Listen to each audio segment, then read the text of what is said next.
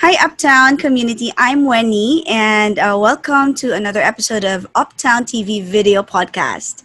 Here in this community, we will be discussing topics that's, of course, worth discussing over a cup of coffee, such as lifestyle, entertainment, current events, and many more. And today, I'm with my co-host Carla, and we're excited for today's episode because we will be talking about freelancing or yung tinatawag na work from home. Hi, Uptown community. I'm Carla, and as my partner said, very interesting and timely ng topic natin today. So alam niyo naman, with our current state, maraming nawalan ng trabaho, and isa sa pinaka-feasible na pagkakitaan ay ang work from home or freelance jobs. And so to tell us more about freelancing, we have a lifestyle entrepreneur and remote worker for 10 years. She's also a business and social media growth strategist and co-owner of Lidon's Garden, Ms.Jenni Foronda. Hi, Miss Jen. Hello, Carla. Hello, Miss Wendy. Jenny, hi. Good afternoon po sa inyo and to all our viewers po sa community natin. Miss Jenny, welcome to Uptown TV. And to start our show, tanong ko lang sana, can you tell us a little bit more about yourself and yung freelancing career mo? Yeah. To all our viewers, thank you to all our gorgeous hosts for inviting me sa inyong show. Yes, I'm Jenni Foronda. I'm one of the owners of Lidon's Garden and Lidon's Academy. So, meron kaming garden restaurant dito sa Silang. It's just 10 minutes away from Tagaytay. So, basically, what inspires us na tayo ng garden restaurant nung ang mom ko po nagkasakit ng liver cirrhosis. So, doon kami nag-start magtanim. And then eventually, 2015, itinayo namin yung Ledon's Garden and Restaurant. But it's quite unfortunate. My mom died in 2015, February of 2015. Hindi niya na naabutan. But together with my family, my dad, and also with my two siblings, itinayo namin po yung Ledon. And we continue to uh, sharing our advocacy on how to live a healthy lifestyle and how they can grow their own. Wow, very inspiring po pala yung story natin, Miss Jenny. Can I ask po, from being a restaurateur, paano kayo napunta naman sa freelancing? So, way back 2019 when we came back from New Zealand, dito, kaya kami bumalik kasi yung dito ko na pinanganak yung aming bunsong anak na si Kaden. So, nung pinanganak ko siya, I'm not seeing myself na bumalik sa corporate. So, nung na siya, I think he was 1 year old. I'm looking for an opportunity to work from home talaga. So, for me, that's my dream job to work from home. Nung nasa New Zealand ako, meron akong mga ka-office mate doon na sila yung parang naging trial na mag-work from home. So parang na-inspire ako, wow, parang ang saya-saya no, na hindi ka na magta-travel, going to the office, kumbaga nasa bahay ka lang nagtatrabaho.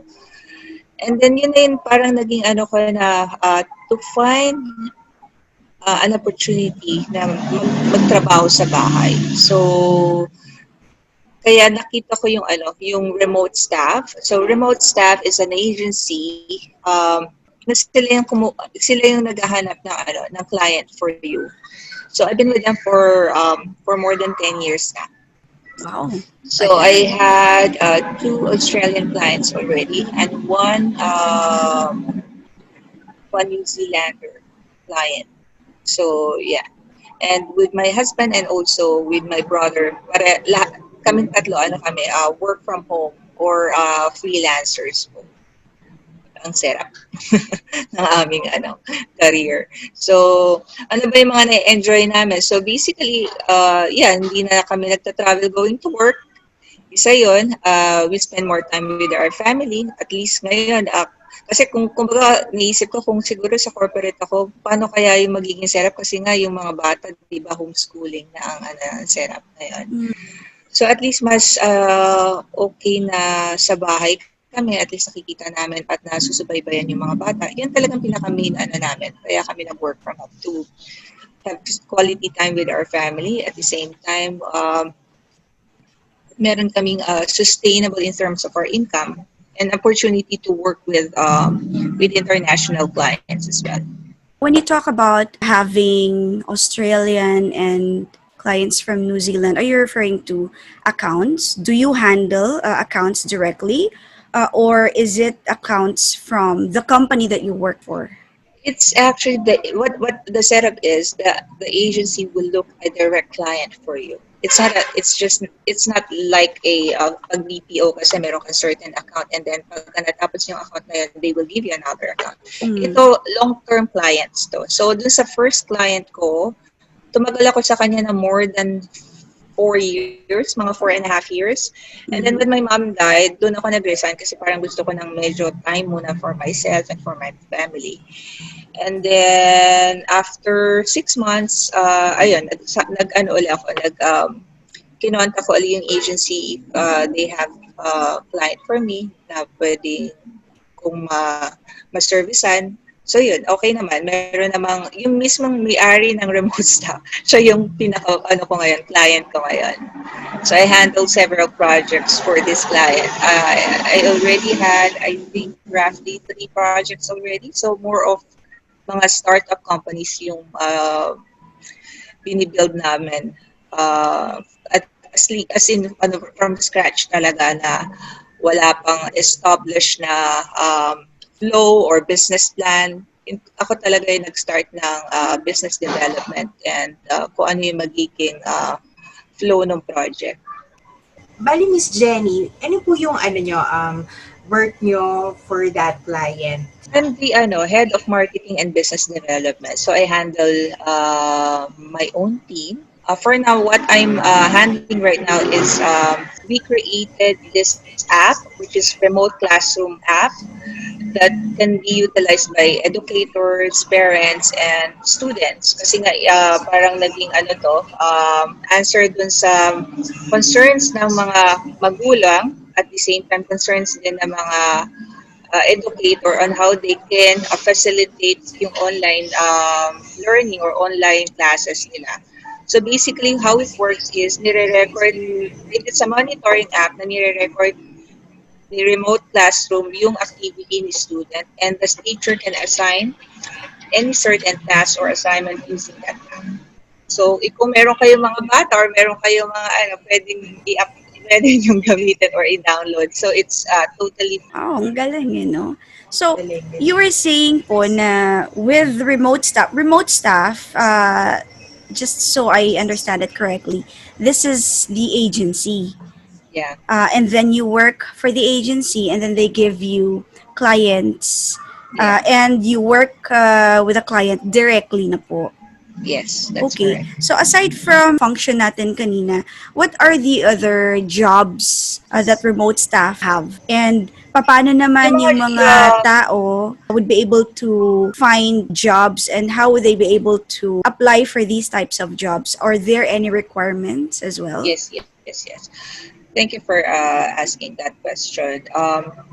Actually, if you're a newbie or aspiring freelancer, my recommendation is go for an agency like Remote Staff. Hindi lang naman Remote Staff, may mga ibang agencies like virtual co-working or meron ding virtual staff. There are several platforms or job platforms available. Pag bago ka pa lang, mas maganda nandun ka sa umbrella ng mga platform na yon para you're more secured. Kasi pag sa agency kasi advance payment ang kliyente. Not like na ikaw ang kukuha directly. Kahit may kontrata ka, minsan pwede kang hindi bayaran ni client. So, sa club note, so for example, you already started a project for a month. You spend your time and your energy doing that project, and then pag binibill mo na sila or meron ka ng invoice na sinend sa kanila, bigla ka na lang nilang hindi papansinin or ibablock ka na nila sa sa Skype or yung email mo. So you'll not be able to to collect that payment, 'di ba? So if you're starting, yes, mas maganda kung nasa agency. You use a platform like remote staff or virtual co-working, or you can go to Upwork to to sign up for your profile. Go to LinkedIn. Kasi if you're offering your services online, dapat yung online presence mo, building your LinkedIn profile is very, very important for freelancers. Not only for freelancer, even with the business owners as well. It's really important that you have an online presence para at least makita ka nila, and when you create your content, at least makikita nila you're very credible as a person. So for example, if you're a good content writer or you're good in social media, from there in LinkedIn pala makikita nila what type of content you are actually, giving to your audience. So they will be able to decide, this person is really good because she create great content. And the audience are very engaging. So parang ano mo na rin yun building your own personal branding. Yeah. Actually, ano din eh, no? Nag-try din ako ng LinkedIn na yan. Mhm. It's very, even minsan nakikita ko doon yung mga iba kong colleagues nandun din. So, sabi ko, okay, it's a different kind of social media app, pero more on geared towards professionals and about Professional career. and personal Tama ba? branding. Yeah, that's right, Mm. Yeah. Marla. And my Miss Jen, recommendation, yes. yeah, I just gonna add as well. If you're gonna start um, to become a virtual professional like me or as a remote worker, it's really important for you to assess your skill sets, because as a freelancer, we are empowered by tools and we're empowered by in terms of how we use the application. So if you're a marketer, hindi lang online marketing ang alam mo in terms of social media. You need to know the basic SEO, you need to know the basic affiliate marketing, influence marketing, digital marketing. Very broad ang ano nun eh. So, pag nag-apply ka as a marketer, yung mga related skills doon, as much as possible, pag-aralan mo din. Para yun ang iyong bentahe when you apply. So for example, meron ka lang isa-isang skill mo na email marketing, tapos hindi pa ganun ka ano yung skill sets mo. Siguro kailangan mas galingan mo pa in terms of email marketing on how you can create content or copy. Okay? And also study the digital marketing side. Ano pa ba yung ibang mga platforms that you can use. You always put yourself sa shoes ng kliyente. How you can solve his problem, or how you can serve that company to increase the profit or to increase the engagement in their pages or in their social media platform. So what you can offer to them. So when they hire you, it's not, you know, ano talaga yung, pagka nga ako nag-i-interview ano yung skills mo para mapadali ang buhay ko as a business owner. I always ask that sa interview ko. Kasi kumbaga, kaya kita i-hire para gumaan yung trabaho ko, para ma-leverage ko yung time niya to do other important things.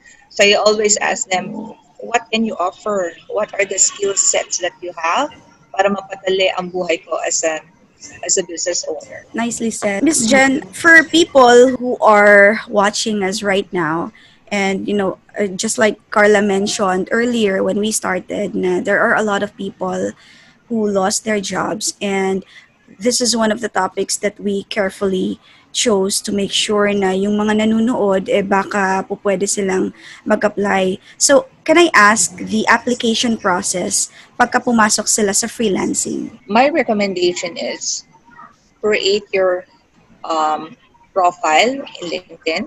Mm-hmm. unahin, and then create your CV. Yung CV or yung resume mo, dapat hindi na yung traditional na nakatoga or anything na yung alam mo yung traditional na pag nagsasend ka ng CV. It's Ah, not like that when you apply as a freelancing gig. Okay. So, kung yung CV mo, if you're applying for content creator or sa social media strategies, dun pa lang sa CV mo makikita na okay, this person is a content creator. Sa layout pa lang ng sa layout pa lang ng CV. So use Canva. It's a very powerful tool that you can use para i-craft yung inyong CV, and also create a video pitch. So if for example, you're working for a BPO for 3 years, ganyan, and you're good in terms of sa customer service, try to create a video pitch. Okay. Kung for example, how you will pitch, how yung service mo, paano mo siya ibebenta. Okay? Doon ba sa pitch mo, mame-mention mo doon na yung previous company, nag-increase yung sales or na-meet mo yung target. So, para at least, kasi nga, hindi naman yung interview one-on-one eh. So, mas maganda yung doon pa lang sa video, maibebenta mo na yung services mo in a way na pag pinanood yan ni client, this is ito yung ko, this person will be part of my team. The way she delivers yung skills niya, the way she delivers yung kung ano yung personality niya, how to handle objections. So doon pa lang, na yun, big, na yun, big factor na yun sa pag-decide na if this person is gonna be successful to have that role or hindi. grabe, may video na pala ngayon na uso. Siyempre, nung time Opo. ko na nag-apply ako, Guys, dapat. ano Oo. pa, as in yung traditional na resume, alam mo yon, wala pang Mm. video-video nun. Grabe ngayon, no? Ganun na Oo, pala. kailangan mo lang makipagsabayan kasi madami na rin magagaling na ngayon. Mm. And you need to be very consistent. So, for example, kasi ako I coach several mga newbie rin mga newbies na nag-apply sila.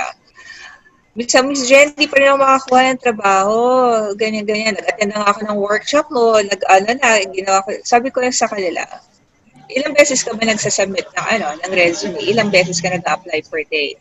Sabi niya, isa. O, marami nga mararating yung isa mo. So, dapat parang lead generation din yan. So, pagka gusto mo maging successful or makakuha ng mga magagandang projects, sipagan mong maghanap ng online opportunities. So, for example, I'm giving them a target of at least 5 to 10 application per day. So, for example, if you submitted ako, at least ang target ko per day pag naghahanap ako ng clients, hindi bababa ng 10 ang target ko per day. So sa isang linggo, ilan 'yon? Di ba 70? Ilan 'yan sa Yeah. ilan 'yan sa uh, tawag dito, sa 4 weeks. So malaki 'yun. Kumbaga 7 class. So Yeah. more than 300 something 'yun or 400, di ba? So imagine mo makapag-submit ka ng ganong kadaming application, hindi bababa dapat ng 3 or 4 yung sumagot o umano sa'yo or kahit Yeah. 10, di ba? So the Mm-mm. more, para ring yan para ring raffle yan, the more entries. Oo. So, pero pa rin, kumbaga, make sure yun nga yung skill set. Kasi walang point din na yung submit ng application, pero yung skill set natin, kumbaga hindi pa rin aligned dun sa ina-applyan natin. So, make sure na you have the proper skill sets. Yeah, tama yun. And especially if the clients are foreigner, international, very important na one of the skills that they have is really English proficiency as well. Kasi how would they be able to talk to the Yeah. client and do virtual assistant or, any other tasks that's asked of them if hindi rin sila magaling Yeah. makipag-communicate with their English skills. And at the same time, the technology din. Basically, you've mentioned, Ms. Jenny, na when they apply, they need to have their LinkedIn profile, and at the same time, they would also need to submit their CV for the agency. And then, yung agency na po ba yung bahalang mag-submit sa lahat ng Client. mga Yeah. clients doon? So the process really would be like this. So they create their profile sa remote staff platform. So andun yung voice recording nila, kinomplete nila yung parang CV type, and at the same time they uploaded na yung profile picture nila.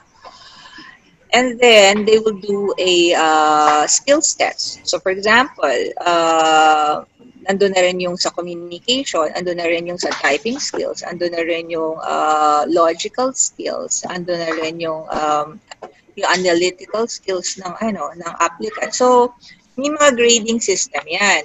So once they already, for example, if they're applying for a VA and napasa naman nila yung related skills test dun sa role na yon, what will happen is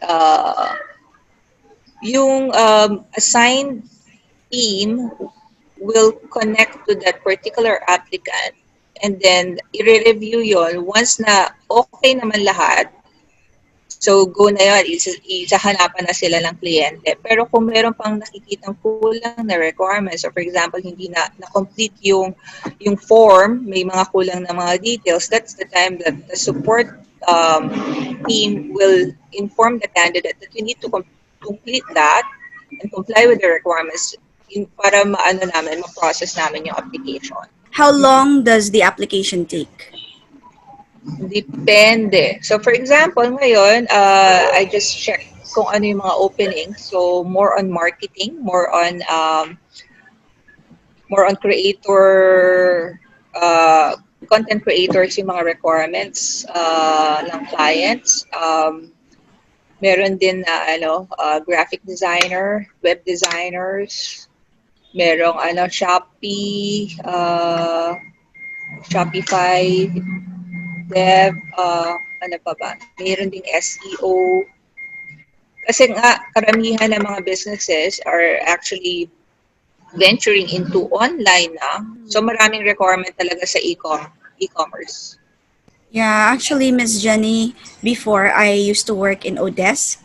Mm-hmm. After the BPO industry, Carla, I've worked Mm-hmm. in Odesk pa. I think I Talaga. was, yeah, more of telemarketing siya. So I've been cold calling several clients that we handle. But it's more of telemarketing, cold calls, virtual assistants, mga ganun siya. And I didn't know, and lead generation, appointment setting, yun yung mga ano dati. So right now, it's really more geared towards e-commerce. Yeah, and it's more diverse. Kaya nga yung mga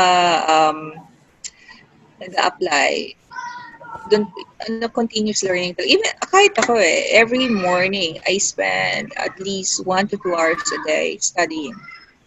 Kasi wala na yung tipong sa corporate na, oh, ikaw na gumawa yung trabaho mo yan. No. At saka sa project manager, kailangan meron din akong alam kahit kung paano gumana yung web or web design, or kung paano ang logic ng HTML. Kasi kung hindi, sabihin lang sa'yo ng mga designer mo, ganyan, yan. Kung hindi mo naiintindihan, oo, ka na lang na oo. And then si client magtatanong, ano nangyari sa project? Ba't hindi pa, ano ba yung, ano na yung development? Pero kung hindi mo kung wala kang man lang ka-idea kung ano yung development side, wala na. Kung it would be hard for you to answer yung, or to monitor yung project. Syempre may deadline ka rin kasi ako sa marketing.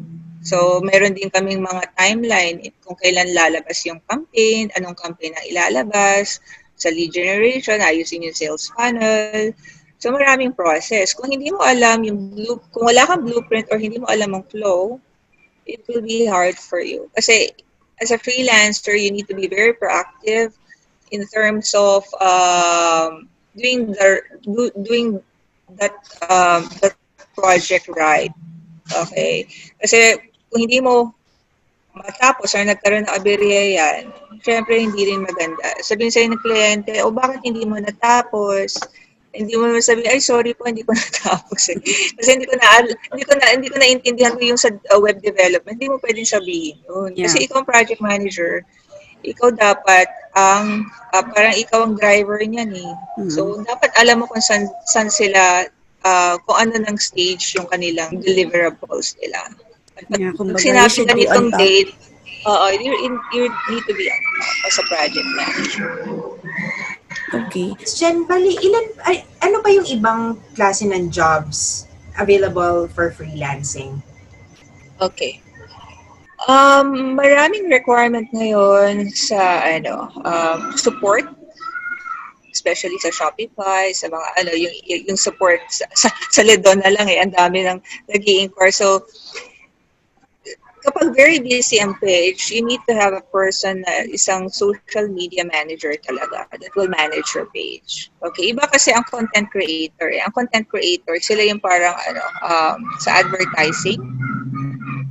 Pero ako, yung mga tinitrain ko ngayon, dapat kung marunong kang dapat marunong ka rin mag-manage ng page at the same time marunong ka rin mag-create ng content. You need to be very diverse. Kasi kung isa lang ma-offer mo, yun nga, parang magiging limited yung opportunities mo. Pero kung super busy na or super laking company na yan, ang recommendation is iba talaga ang social media managers. Okay. So siya yung magma-manage talaga ng page. So basically, i-check niya yung making sure na nasagot ang mga comments, nasagot yung mga inquiries sa inbox, ganyan, na-labelan yung lead generation na tinatawag, na-labelan na ito ba ay new customer, ano bang in-order nito. So kumbaga nandun yun, nailagay ba sa tamang folder, yun. So very na siya. Pero pag content creator naman, sila yung nag-create ng content. Yung kagaya ng ginagawa ko sa mga projects ko tsaka sa Lido na ako yung gumagawa ng video content, ako yung gumagawa ng engaging content. So kung ang objective niyan is more on engaging, paano ako gagawa ng isang content na mag-engage yung audience ng Lido. So what I do is through webinars, nagpapa-contest ako. So for example, hulaan nyo kung anong prutas to or anong halaman to, ganyan. So para engaging sila. Ganun. So, let's say yung client na nag-apply has already passed the screening process, the application process. How long does the contract last? Ang kontrata kasi sa remote staff, yun sa akin 1 year yan. Okay, 1 year. Pero meron siyang probationary period. So for example, 3 months or 2 months, hindi kumbaga ano yan para rin kayo nagde-date or para rin kayong yung entering into a new relationship, di ba? Miss Carla. So for example, you're getting to Yes. know, okay? Getting to know ganyan or kung kaya ba nitong freelancer na to i-handle yung mga tasks. So, minsan, pag gamay na ni staff, okay yan. So, kumbaga itutuloy-tuloy yung niyan, yung kontrata. Pero for example, may nakita si client na laging late, laging absent, or syempre, mag-ano yan, upatan mo ako ng staff, lagi na lang late to. Online na nga eh, lagi pang late. So, syempre, kahit sinabi mo na 1 year, yung niya, meron pa rin tayong sinatawag na probationary period na i-check yung performance mo. So it would depend on sinong client. It depends on the client if it's a long-term or a short-term project. Yeah, definitely. Kasi kung kaya itong sinasabi ko lagi sa mga students ko, be proactive. Huwag niyo hintayin na itatanong pa sa'yo ni kliyente. Make sure na be proactive to find solution, be proactive to learn new skills, be proactive na gawin yung trabaho on time. Bakit? Kasi pagka maganda yung performance mo or napadali mo ang buhay ng isang kliyente, mahihirapan ka na nilang i-dispose. Kasi kumbaga, ano na sila eh, kampante na at the same time, iisipin niya, oh, magte-train na naman ako ng panibago, parang mas, ano siya, mas sakit sa ulo. So, kung ikaw, nag-invest ka ng time building your career as a freelancer with good skill sets, very proactive, ikaw yung nagsasuggest, ikaw yung nagre-recommend, maganda yon for the client. Kasi kumbaga, iniisip pa lang nila, alam mo na. And you need to establish that good relationship with your client. You need to be very transparent and always give them suggestions. Always, kung sino ba naman ang hihindi na, for example, mag-increase yung kanilang profit ng 20 or 30%, 20 or 30% with your recommendations. So definitely, sabihin, oh, sige, let's give it a go. How about, kasi yung mga young ones natin, madali silang mag-adapt. So, madali silang mag-learn ng new skills. How about, kung kunyari medyo may edad na ng konti, tapos na-lay off kunyari ngayon siya sa trabaho, and now, this person wants to go into freelancing. Kaya lang, kung medyo na siya, medyo may edad na. Ano yung pwede niyang gawin or ano yung tips na para mapadali para sa kanya ang transition to freelancing? Attend a lot of workshop and find a coach. Okay.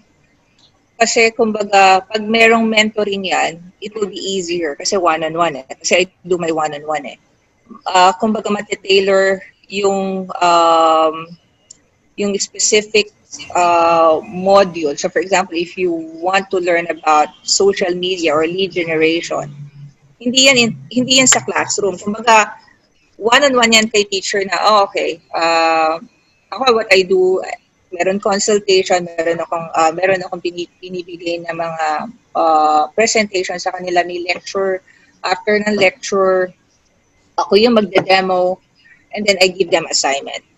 And then, before kami mag-start sa next session, kailangan maide-demonstrate nila kung paano ko ginawa yung last na topic namin. Okay? So, for example, sa lead generation, paano ba ang process ng lead generation? Ano yung process na tinuro ko sa'yo? So, show me. Paano mo madedemonstrate? So, hindi ko sila bahala na kayo. Binibigay ko na tong module na to, bahala na kayo. Hindi. Mas maganda pagka yung, for example, yung medyo, find a coach. So, yun nga, find a coach. They can attend mga online courses. But the only thing is with the online courses, they cannot ask questions doon sa, kasi pre-recorded yun. Diba? Yun nga. So, mas maganda na meron talagang mentoring program. Yun ang attendan nila. We offer that in Ledon's Academy. The module po that you It's created. modular. Yeah, Yes. it's a modular. Is that the module na ginawa po ninyo, or is that the module that's really handed by the agency? Ako yung nag-create. Ah, that's great. So, kumbaga, sa business owner, kung ano yung ina-apply ko in my business, sa kliyente ko, yon I created my own module. So, I know, tinest ko na yon and kung ano yung nag-work, yun ang nilagay ko ng start. Which is very good kasi it's really based from your experience. Yes, so what works, what doesn't work, it's more of spoon feeding them na nga eh. Bibigay mo na lahat sa kanila. And all they really need to do is just take it. Yes, that's right. Let's talk about sweldo, the salary, kasi if they're already in this type of industry, one of the questions, especially ng mga viewers natin, would be how much their expected salaries would be in the freelancing world. Ikaw magde-decide. Sinatingnan ko kayo magde-decide how much you want to receive. Ima-match yan doon sa skill set mo that you have. If you have the right skill set, and if you have the right client, and if you have the right mindset, for example, because I want that, for example, doon sa current skill set ko ay 100,000, definitely you will look for client that can afford to pay you 100,000. But with your current skill set, if you think 25,000 lang ang worth yan, that's the amount that you will get. So, sa skills pa rin yan, Winnie. And And is it then, billed? Yeah, sorry, please. kasi hindi naman talaga siya regulated. Diba? Now, for example, social media strategies ako, ganito lang, 25,000. Okay? So, depende yan. Yes, meron din yan, for example, sa international rate, um, meron 25,000. Iba rin ang presyo pag project-based. Okay? Pagka naman sa web design, meron nagbabayad ng 80,000, may nagbabayad ng 100,000. Depende yon how you will accept that project. Ako, inaano ko rin, depende kung ano yung gusto mo talagang ma-receive. Kaya pag kami nagtatanong, how much do yung anong pay? Ang sinasabi ko is, review your skill set and how much you want to receive. Is it possible po na you would be able to work with two clients at the same time? Sa ano, if it's an agency, ano lang, isang client full-time. Okay. And the Kasi billing there po is, is per hour or yes, per project? per Or hour. depends? Depende yun sa'yo eh. If it's per project-based, iba yung bayad doon. Mas mahal pag Mm-hmm. project-based. Siyempre. But Pagka standard naman, is per hour. oo, pagka sa, pag sa agency, yes. How about the benefits, Miss Jenny? What are the benefits working as a freelancer and working in remote staff? Okay. Benefits in terms of yung mga medical benefits or, Mm, yeah. Pag freelancer ka, ikaw lahat ang gagawa na. Pag freelancer ka, ikaw ang bahala sa tax mo, ikaw bahala sa PhilHealth, ikaw magbabayad ng, kumbaga, ikaw lahat. Kasi contractor ka nga eh. Okay, subcontract.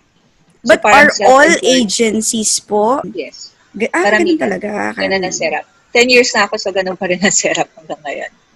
So, I hire an accountant just to siya yung mag-aayos ng ano ko. Kasi I have my business at the same time. I have my client in Australia. So, siya na yung bahala doon. So, yun. So, when you enter into this kind of, ikaw talaga, ikaw mag-a-apply sa BIR, ikaw Mm-hmm. magbabayad ng taxes mo. Okay. So, So, ganun. para kang self-employed niyan, Miss Jem. Yes, yes. As self-employed. Okay. Yeah, and when you process your mga statutory benefits, that's voluntary. Yeah, voluntary lahat. Ikaw Voluntary Voluntary. lahat. magbabayad sa PhilHealth, ikaw magbabayad sa SSN. Eh, ngayon naman, madali naman na ata kasi pwede nata online Yeah, banking, mga online ganyan. naman. Yeah. So, Pwede naman. madali na siya eh. And actually, maganda nga din yun kasi you get to know kung ano ba talaga yung mga rates, ano yung process, pagdating sa ganyan. Ano ba ang mga do's and don'ts pagdating sa freelancing? Wag na wag malilate. I think that goes to all. Bawal talagang Yeah. malilate. Malilate. Especially in online kasi online na Oo, nga eh, online na malilate nga ka eh. pa. Oo, tapos make sure na ma- malaking factor yung self-discipline. Kasi hindi ka, ang kliyente bibigyan ka lang niya ng very vague na na task. Ikaw na talaga yung tatrabaho niyan eh. So, kung kailan mo gagawin, you need to have that discipline na ito for this time, ito lang, task na to ang gagawin ko. And it's quite challenging because you work from home. So it's quite hard or challenging separating your tasks sa bahay. Minsan nakikita mo yung kitchen mo, ang dumi ng kitchen ko. So, Yeah. pero Or at the minsan same time, yung mga kailangan, anak mong natutulog. oo, di Correct. ba? Yun, di ba? It's really hard to, yung talagang, i-ano mo siya na work. And even yung mga namin, mga kids namin, we're disciplined. Time for mommy to work, please don't disturb us. And if you can create your own environment, you can go to a room, separate yourself na para hindi ka masyadong distracted. Okay. Pero yun nga, kung paano ka mag-shift or kasi nga work from home. So, paano mo i-shift yung sarili mo na ito, focus ako working, not doing other things. Yeah, very different actually right now, Carla. Kasi when I used to Yes. work in, just like remote staff, It was a cold calling, so it's more of telemarketing. So we have an actual hours of when we're going to start our shift and when we're going to end our shift. Nowadays kasi it's really more of para na siyang virtual assistant or project based na you work whenever you can. You just need to make sure na pag natapos yung contract mo, ay natapos din talaga yung job that's tasked for you. Dati kasi, Mhm. siguro mga matagal-tagal na din yun eh. Kailangan naming mag-login and kailangan naming magtawag. Yeah. Siguro gone are the days na freelancing is like that. Or there's still some that does that. Yeah, meron pa rin time tracker. It's just, I like that because parang mas transparent. Okay, para alam din ni kliyente kung ano yung ginawa mo that day. Mhm. And ikaw, alam mo rin kung ano yung ginawa mo na, na task or para mas ma-monitor mo rin yung yung development ng kung sino yung mga tinawagan mo, sino yung mga finalo up mo, ano yung mga specific na workload mo on that particular day. So sa akin, I don't mind. Wait, pag freelancing ba, Miss Jen, does it have to be usually na graveyard or night shift? Kasi usually my clients are from other countries, di ba? Mhm. Yeah, depende.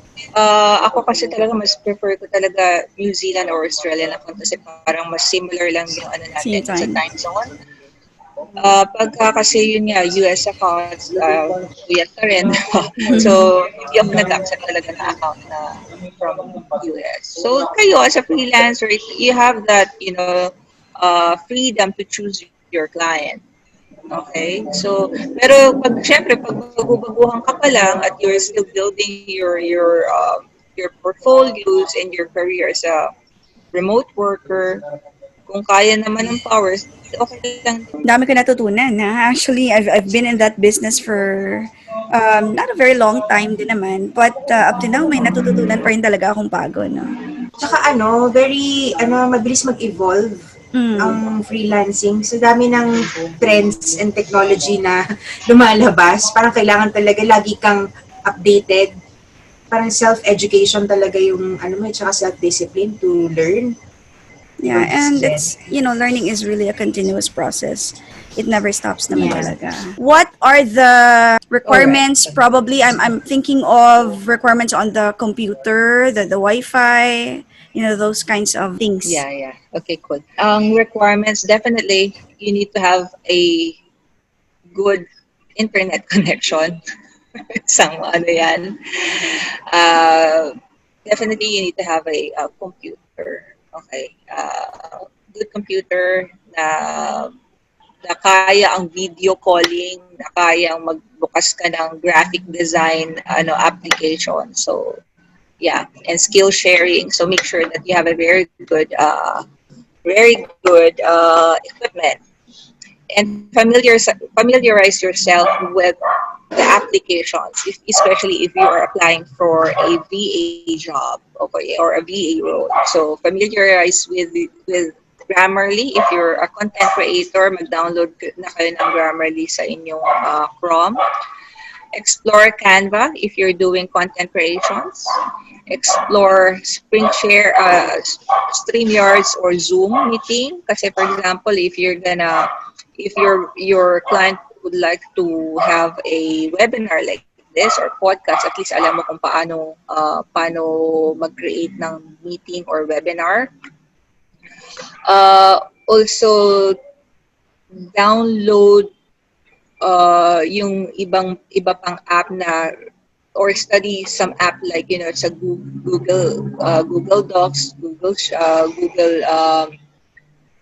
Sheet, Google Slides. So check on that. So dapat alam mo rin kung paano mag-upload or paano mag-create ng folder, okay?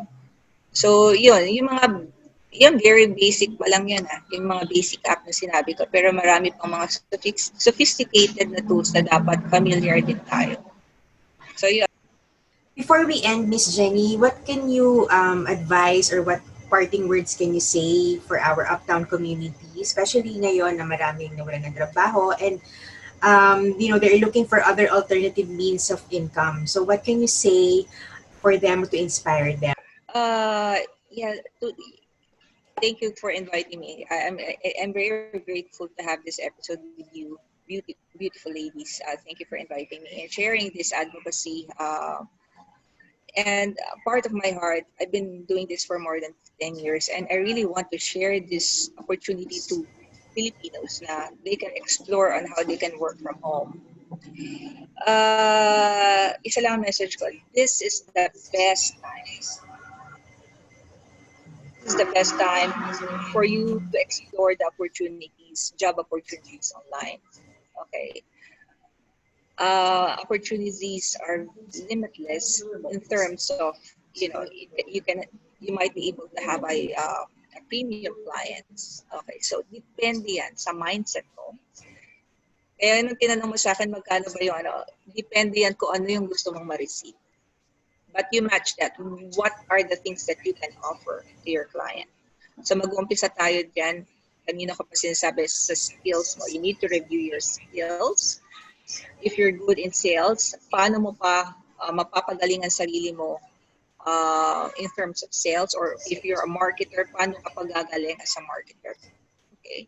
So focus on that. If your skills nandun na sa anong yon, focus on building skills na related dun sa current skill sets mo. Yun. Thank you very much for those advice, Miss Jenny. And Thank thank you you. again for sparing us some time and gracing us with your presence today. Thank you, Carla. Thank you, Miss Jenny. Thank you, Sa Jenny. and they can also for those who want to learn more about freelancing, why don't you invite them, Miss Jenny, to your Leban Academy? Yeah, yeah. I just started this academy last March kasi nga yung mga workshops namin sa Congratulations, Miss Ledon. Jenny. Thank you. So yung mga workshops namin sa Lidon, most of yung mga workshops namin online na. So I invite you to follow us sa Facebook. We have our Facebook page which is Lidon's Academy. So andun yung lahat ng mga available courses namin. So we have social media marketing, content creation modules, and also we have lead generation, business development, and sales funnel. So, yun yung mga tinuturo namin sa academy. I have my team naman that can, assist you if you have any questions. And kung magagawi kayo sa Silang, yeah, please visit Ledon. We're open every Wednesday until Sundays from 9 o'clock until 4 p.m. Miss Thank Jenny. you. Thank you, Thank Miss you. Jenny. Have a great Good luck and more weekend. power. Wow, what a very interesting episode we had today, Wenny. Sobrang na-enlighten ako dun sa freelancing. Oo, actually maganda yung topic kasi yun alam mo yun Yeah. man, very very timely talaga. Lahat ng mga topics Yeah. natin is really carefully chosen especially right now na daming mga walang trabaho kaya nga nakakatuwa kasi alam mo yun, mabibigyan sila ng hope na kung wala kang trabaho, kung nawalan ka ng trabaho, then this is your opportunity. All you need to do talaga is to make sure na you have all the things ready, yung mga requirements, and make sure ready din yung mga skills mo. Yung remote staff, yung mga Odesk, and these types of agencies, ang laking tulong nila, especially sa nangyayari right now. Freelancing. Actually, it's been around, di ba? Matagal naman na actually siya. It's just that right now, mas na-emphasize lang yung benefit ng pagiging freelancer. Di ba? So, especially ngayon na marami na layoff. Di ba? Very timely talaga na, we have this opportunity to still, generate some income kahit nasa bahay lang. And actually, mas maganda nga to kasi at least hindi ka nalalabas safe ka, di ba? Mm-mm. So, tsaka for sure naman, lalo na kung may mga anak, for sure, nagpakabit na kayo ng internet, meron na kayong computer, so why not utilize meron tayo para mas tayo, generate ng more income. Yeah, actually, that's what we really need right now. You need to be agile and very flexible, and this is one way of transitioning and navigating to the new normal. So it doesn't Yeah. necessarily mean na lay off ka, wala nang other means of additional income. There are still. So yun nga lang, Yeah. kailangan mo talagang maghanap. And the good thing is, right now, pasok na pasok ang online jobs, yung mga freelancing kasi because of social distancing and because of general quarantine or yung mga MECQ na bawal talagang lumabas and there are curfews, what better way than to utilize this downtime just in the comfort of your home?